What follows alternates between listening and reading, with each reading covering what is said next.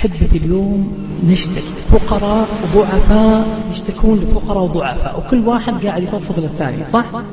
ولين سجد؟ أقسم بالله ما قدرنا الله حق قدره. عندنا مشكلة مع السجود، وإذا كان عندك مشكلة في إطالة السجود عندك مشكلة في حياتك كلها. أحبتي ليش إذا شكينا للناس تلقى الواحد يطلع قلبه وهو يتكلم، لا شكل العزيز ساجد يرفع بسرعة، وحتى وهو ساجد بين يدي الله من قلة الأدب مع الله يفكر في الناس وين بيروح بعدها وين بيكلم وين بيشتكي له. والله جل جلاله يقول يا أيها الناس أنتم الفقراء إلى الله. خذ الآية يا أيها الذين آمنوا، يا أيها الذين آمنوا استعينوا بالصبر والصلاة إن الله مع الصابرين. مع الصابرين.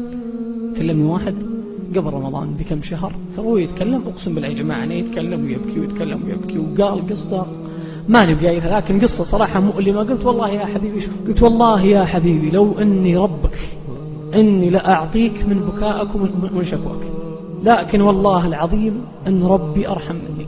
لكن تقدر تكفى حط تحتها مليون خط.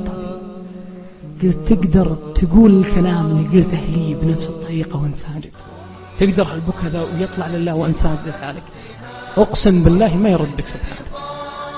قلت يا أخي، قال طيب وش توصيني عليه؟ قلت أوصيك بشيء واحد، لا ترفع من سجودك وفي خاطرك شيء ما قلته لله سبحانه وسكر.